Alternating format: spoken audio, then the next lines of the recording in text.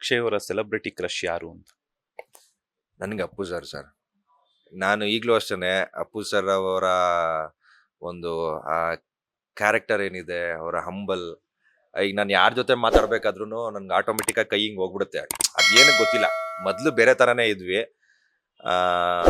ಅವ್ರ ಜನ ಜೊತೆ ರಿಯಾಕ್ಟ್ ಮಾಡೋದಾಗಿರ್ಬೋದು, ಅವರ ಮಾತಾಗಿರ್ಬೋದು, ತುಂಬಾನೇ ಚೆನ್ನಾಗಿ ಅನ್ಸುತ್ತೆ.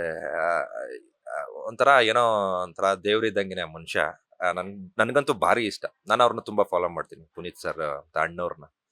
ಭೇಟಿ ಆಗಿದ್ರ ಅಪ್ಪು ಸರ್ನ? ಅಪ್ಪು ಸರ್ ಯಾವ್ದೋ ಒಂದು ಈವೆಂಟ್ ಅಲ್ಲಿ ಬದಲಾವಣೆಯ ಬೆಳಕು ಅಂತ ಒಂದು ಸುವರ್ಣದಲ್ಲಿ ಮಾಡಿದ್ವಿ. ಸೊ ಆ ಒಂದು ಈವೆಂಟ್ ಅಲ್ಲಿ ಮೀಟ್ ಆಗಿದ್ವಿ.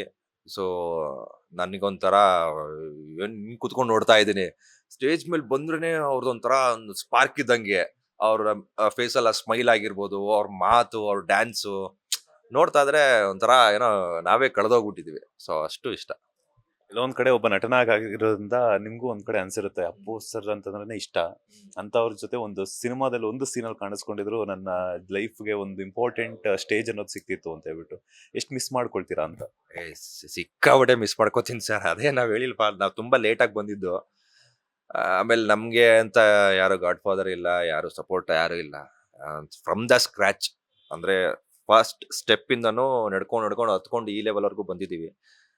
ಸೊ ಎಲ್ಲೋ ಇತ್ತು ಅವ್ರ ಇದ್ದಿದ್ರೆ ಚೆನ್ನಾಗಿರೋದು, ಮಾಡಿದ್ರೆ ಚೆನ್ನಾಗಿರೋದು ಅಂತ ಎಲ್ಲ ಸಿಕ್ಕಾಪಟ್ಟೆ ಬೇಜಾರಿದೆ. ಲೇಟೆಸ್ಟ್ ಹಾಗೂ ಇಂಟ್ರೆಸ್ಟಿಂಗ್ ಸುದ್ದಿಗಳಿಗಾಗಿ ಬಾಸ್ ಟಿವಿ ಕನ್ನಡ ಚಾನೆಲ್ನ ಸಬ್ಸ್ಕ್ರೈಬ್ ಮಾಡಿ. ಹಾಗೆಯೇ ಬೆಲ್ ಐಕಾನ್ ಪ್ರೆಸ್ ಮಾಡಿ. ಇದರ ಜೊತೆಗೆ ಫೇಸ್ಬುಕ್, ಇನ್ಸ್ಟಾಗ್ರಾಮ್, ಎಕ್ಸ್ ನಲ್ಲೂ ಮಿಸ್ ಮಾಡದೆ ಫಾಲೋ ಮಾಡಿ.